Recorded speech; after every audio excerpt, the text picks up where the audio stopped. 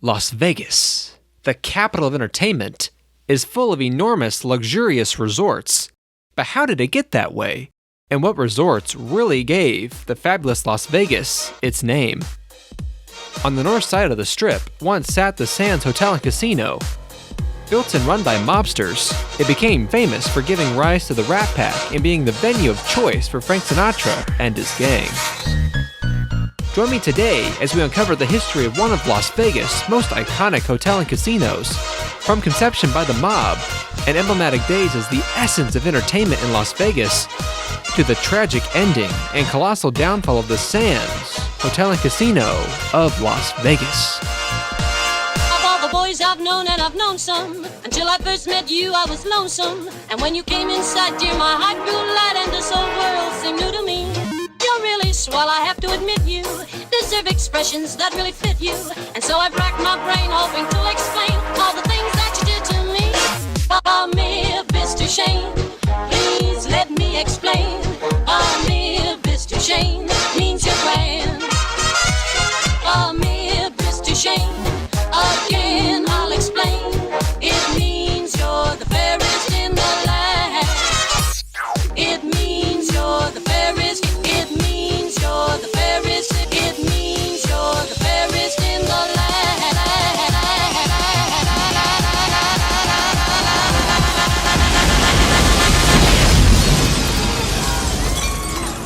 My name is LaBreece, and this is Modern Ruins, Episode 8.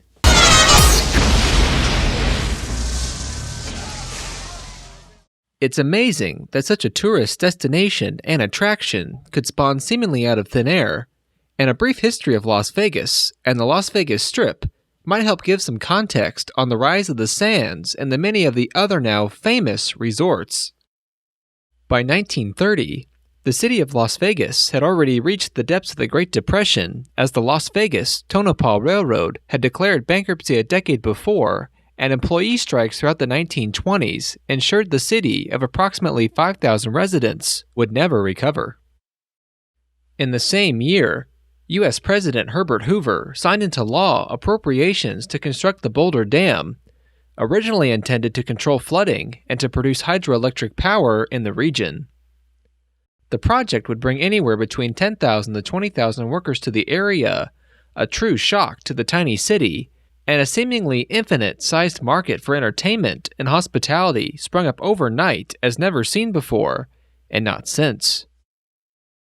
1 year later, in 1931, the state legislature of Nevada legalized gambling after a 21-year ban, which instantly made Las Vegas the betting capital of the world due to its already large black market gambling industry. It wouldn't be such a simple road for growth over the next few years for Las Vegas, but the city itself deserves its own video. The booming town became illuminated upon the Boulder Dam's completion in 1935, and despite the war years, Las Vegas never looked back. Once gambling was legalized, many mobsters who oversaw black market enterprises immediately mobilized to grow their empires and casinos. Banks and other ventures were soon throwing money hand over foot to build gambling halls in the city, and soon backers like Jimmy Hoffa and the International Brotherhood of Teamsters would assist funding projects like the Sahara, the Riviera, the Fremont, the Tropicana, and the Sands. And by 1954, 8 million people annually were spending $200 million in the casinos alone in Las Vegas. It's worth noting here that the area known as the Las Vegas Strip is actually just south of city limits, which turned out to be a significant factor in the Strip's growth due to little oversight as to what was being built there and by whom, with the city's scrutiny of mobsters and other developers with criminal backgrounds mattering exactly zero. In 1945, Billy Wilkerson bought 33 acres of land on the Strip to build a new luxurious hotel. Wilkerson was the owner of The Hollywood Reporter and already owned several nightclubs on Sunset Strip in Hollywood. He envisioned the nicest hotel development in the new, sprawling gambling capital of the world, calling it the Flamingo. It would have amazing rooms, spas, health club, golf course, restaurant, and French-style casino. But due to the scale of the project, He wasn't going to be able to fund it himself, and given the timing, no one was going to lend him the money to build a casino in wartime. He eventually did find a development partner willing to partner with him on the project, but mobster Ben Siegel, better known as Bugsy Siegel, would more or less take over the Flamingo, and Wilkerson found himself muscled out of it. After that, Wilkerson settled for a more modest development. A Las Vegas version of his LaRouche restaurant, which opened in 1950 with a partial gambling license and was located next to the Flamingo. After only 1 year of ownership, he decided to sell the restaurant to an out-of-state developer, Matt Kufferman, an associate of the New Jersey mobsters Joseph Stacher and Jake Friedman. Kufferman had elaborate plans for the site, but upon applying for a gambling license, the Nevada Tax Commission, the state's gaming regulator, launched a lengthy investigation that concluded with them refusing to grant Kufferman a license due to his and his investors' questionable backgrounds and connections to known criminals. His associate Jake Friedman then decided to buy out Kufferman's investment and successfully attained a gambling license from the Nevada Tax Commission, despite using the same gang of organized crime figures as investors, with Meyer Lansky, known as the mob's accountant, rumored to be secretly running the project through a puppet regime. Ironically, Lansky and his mob would assume control of the Flamingo after Bugsy Siegel was mysteriously murdered in 1947, and they had business interests in many hotels on the growing strip. Lansky recruited Los Angeles-based architect Wayne McAllister to design the mob's new dazzling hotel and casino. McAllister's design centered around an exotic terracotta red-painted modern structure. A porte cochere would greet you as you entered the hotel and featured sharp-edged fin-like pillars jutting down in front of the glass-fronted building. Inside, the two-story entry hall was lined by glass and bordered by imported rough Italian marble. You would enter the large casino by one of 3 sets of terrazzo stairs, and the casino was lit by low-hanging chandeliers. The bar would be Western-themed and included bas-reliefs of cowboys, racing wagons, and Joshua trees that would be designed by Alan Stewart of Claremont College. The new 200-room hotel would also feature an electric tram service to take guests from the casino to their room, a steam room, the garden room restaurant, the terrace room restaurant by the pool, Emerald Meeting Room, the Silver Queen Bar and Lounge, and the infamous Copa Room, which was designed in the Brazilian Carnival style and contained dining room-style seating for 385 spectators. Guest rooms were divided into 4 low-rise motel wings with 50 suites each and were named after famous racetracks. McAllister gave them a hacienda design and surrounded them by a half-moon-shaped pool. Inside were plush blue carpets and ivory-colored furniture. The new hotel's most notable design feature, however, would be a 56-foot-tall sign out front and would be the tallest sign on the Strip for decades. Construction on the mob's Sands Hotel and Casino began in early 1952, with Trousdale Construction Company of Los Angeles serving as the general contractor. Friedman wanted to name the hotel Holiday Inn after the film of the same name, but decided to name it the Sands after noticing how full his socks got with sand when walking around town, and its tagline, "A Place in the Sun," would also come from another film with said name. Given the scale of the development, it received much public attention, and the grand opening was widely anticipated. The Sands Hotel and Casino opened on December 15, 1952, with 200 rooms and a final construction cost of $5.5 million in 1953 dollars. The opening ceremony was attended by more than 150 journalists and by many celebrities. Guests were given a chamois bag with silver dollars, and more than 12,000 people would visit the casino within hours of opening, and the Sands had lost over $200,000 by the end of its first day, which it soon earned back, and then some. Danny Thomas, Jimmy McHugh, and the Copa Girls would play the Copa Room on opening night, with Ray Sinatra and his orchestra serving as the in-house band. The Copa Girls wore outfits hand-picked by the hotel's manager, who had spent more than $12,000 on the opening night's wardrobe, and the group would instantly be known as the most beautiful girls in the world. The opening of the resort couldn't have gone better, and given the sheer number of other resort openings at the time, the event proved to be especially encouraging as the Sands had established itself as the best place to entertain or to be entertained in the entertainment capital of the world. Success of the development was further ensured as Meyer Lansky hired Jack and Trotter, former manager of the Copacabana in New York City, to manage the hotel. And Trotter devised a system to entice the world's best performers and entertainers to play the Sands by offering a point system that awarded portions of ownership of the hotel that were in direct proportion to how often they would play either the Copa Room or Silver Queen Lounge. And Trotter was the day-to-day manager, while Carl Cohen, also of New York, was the entertainment director and vice president. And the two are credited with making the Sands the place to perform or to attend as a guest, and insisted on a more than $2 million annual entertainment budget.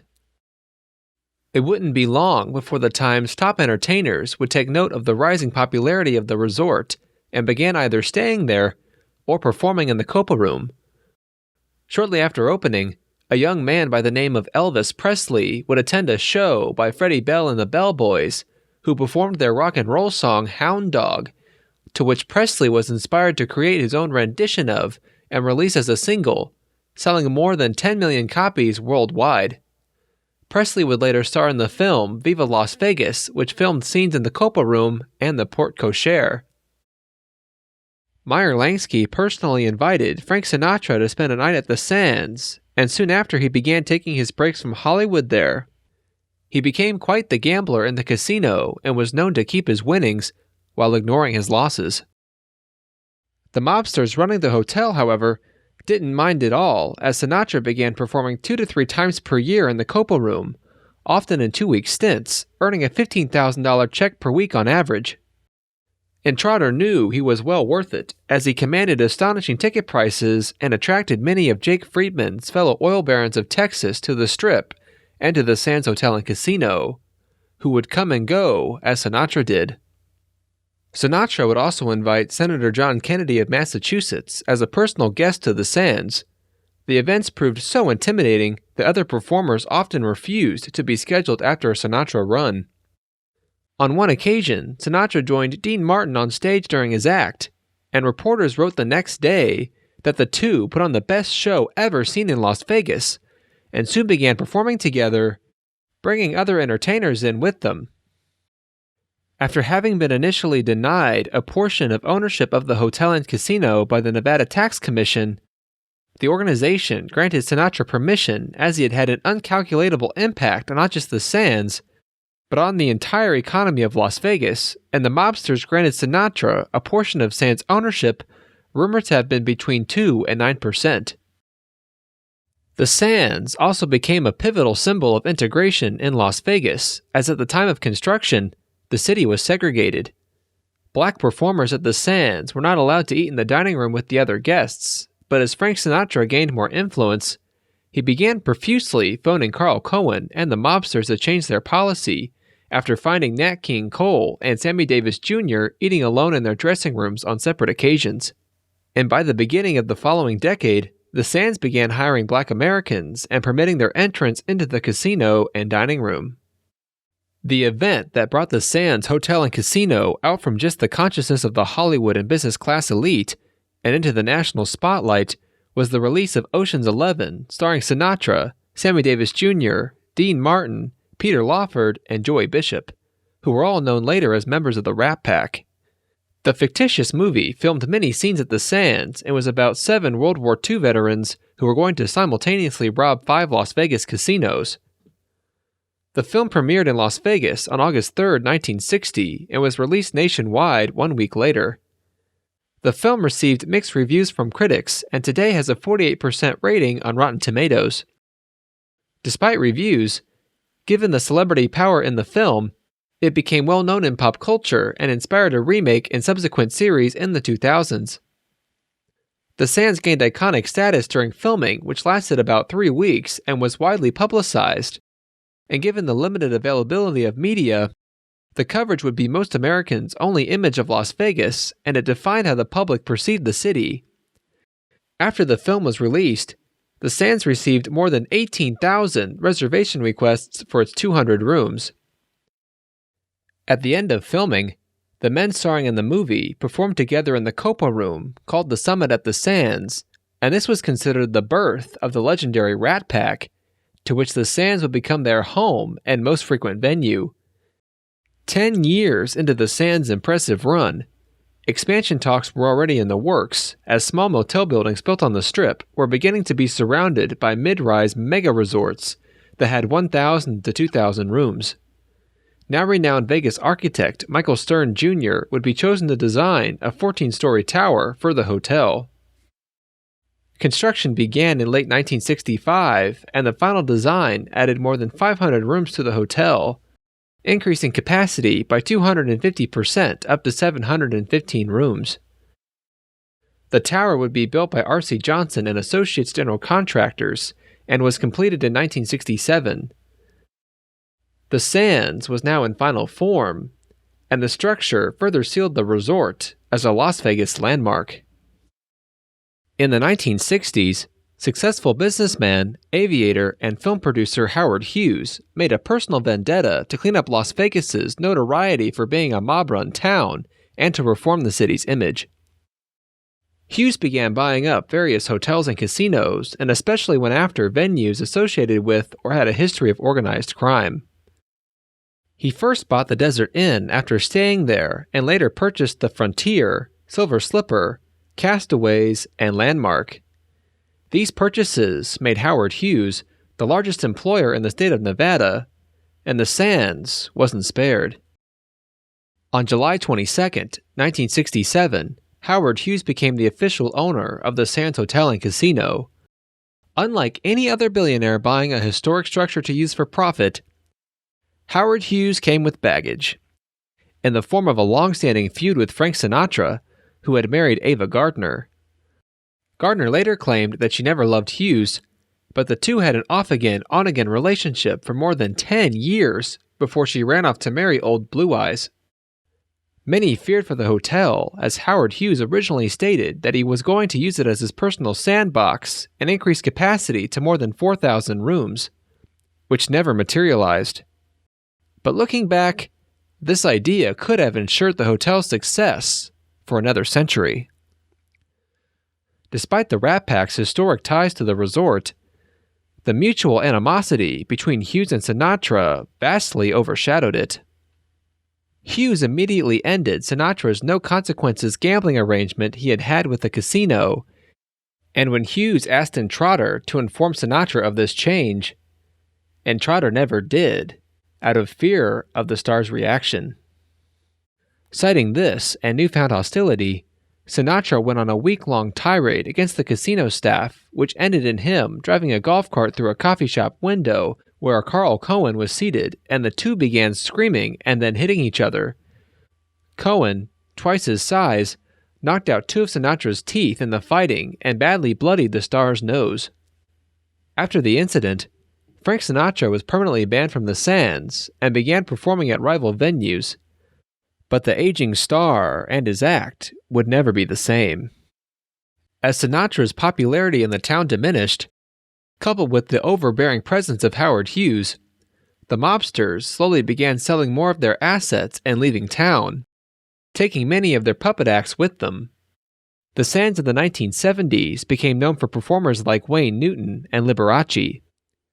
Howard Hughes passed away in 1976, but the resort remained under the ownership of the Summa Corporation, the holdings company that owned and managed all of Hughes' assets, and the rest of the decade would be mostly quiet.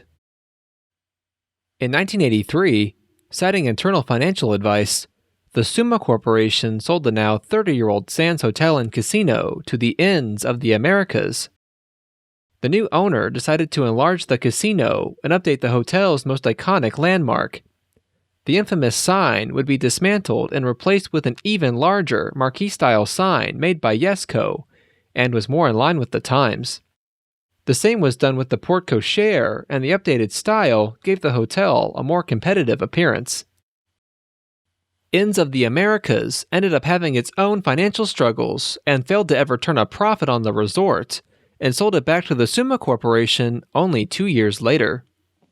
By the late 1980s, resorts in Las Vegas had become big money, and corporations had been established to operate colossal casino and resort empires built on the Strip. Many of the original low-rise resorts began being demolished, and multi-thousand-room towers started to rise up from the rubble of their predecessors, as the skyline on the Strip began to drastically change. In 1989, business tycoon Kirk Kerkorian, founder of MGM Grand, bought both the now 37-year-old Sands and the neighboring Desert Inn in a $167 million deal, with plans to demolish both aging structures and build an elaborate 4,000-room hotel and theme park development. But within weeks of his purchase, Kerkorian decided instead to build his massive project on the site of the Marina Hotel and Casino and the Tropicana Country Club, and subsequently sold off both properties to different corporations. Under MGM's less than 1-year ownership, they had renamed the resort to MGM Sands, but didn't make any other changes.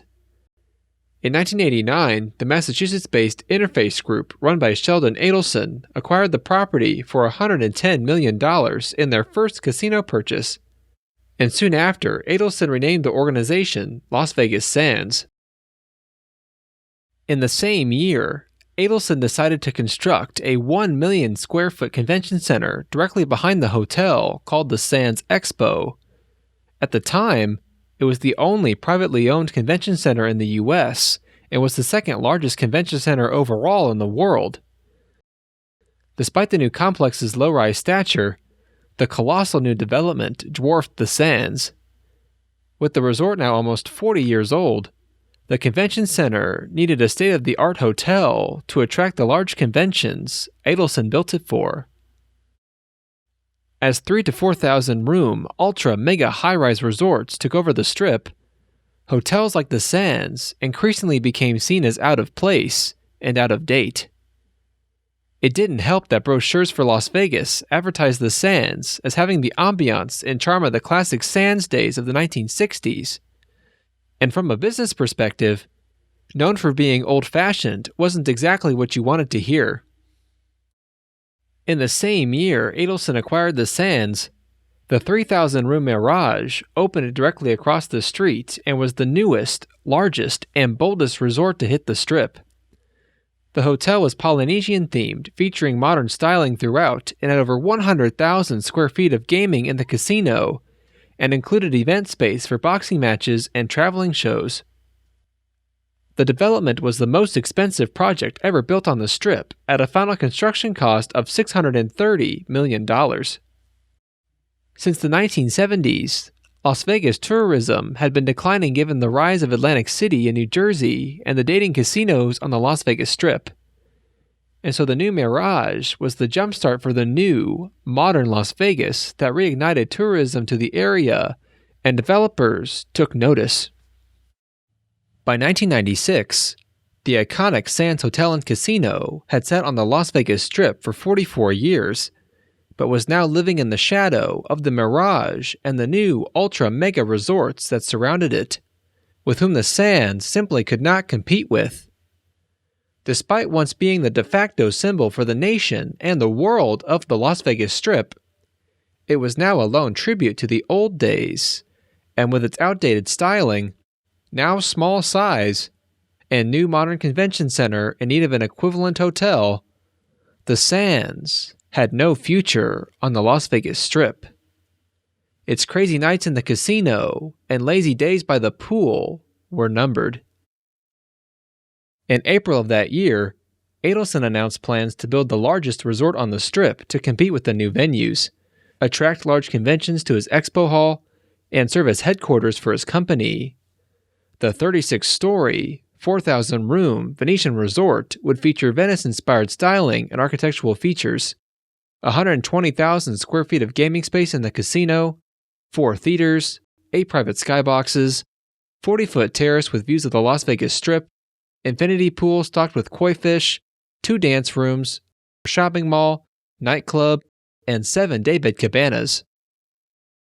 The colossal resort was intended to be built on the site of the Sands Hotel and Casino, And only 2 months after the announcement that the Sands would permanently close pending demolition, the final dice were rolled in the casino by World Series poker champion and casino owner Bob Stupak just after 6 p.m. on June 30th, 1996. The hotel was now permanently closed, with all furnishings, fixtures, and casino equipment sold at private auction 1 month later. The Sands now sat completely abandoned and awaited demolition to make way for construction of the Venetian, soon to take its place. Filmmakers Simon West and Jerry Bruckheimer, however, decided to take advantage of the impending implosion by using the resort in their film Con Air, where a prison break occurs aboard a Justice prisoner and alien transportation system aircraft. The movie ends with a climactic plane crash into the Sands lobby, and with the Sands pending demolition, the filmmakers were actually able to do this, and not just use special effects. In the same month, on November 26, 1996, the Sands Hotel and Casino was imploded and completely demolished, with longtime employees and sentimentalists saying goodbye to their historic icon of the Las Vegas Strip, thus bringing closure to the first chapter of the Strip's history. Given the innovation of resorts over the decades, I think everyone knew the Sands wasn't going to stand forever, even with its rich history of hosting and housing the most iconic entertainers of its time. The Sands was one of Las Vegas's original hotel and casinos, and was a big part of why the Strip got to be what it is today. While it would have been nice to have the Sands saved and preserved, I don't necessarily think tearing it down was the wrong thing to do. Las Vegas is a business, and valuable real estate is best used for its highest valued purpose. With that being said, I think there should be some sort of preservation of the Sands, and future generations should be able to understand and witness how the Strip got to be what it is. Perhaps there should be some sort of museum that outlines the story of Las Vegas and the Sands. And to take it a step further, it would be incredible if a resort reconstructed the Copa Room and had hologram recreations of the Rat Pack performing in the iconic venue. That to me would be the most ideal fate and lasting tribute to the Sands Hotel and Casino. And on that note, thank you for watching. Subscribe to LaBreeceTV for more Modern Ruins content. And be sure to comment what modern ruin you'd like us to cover next.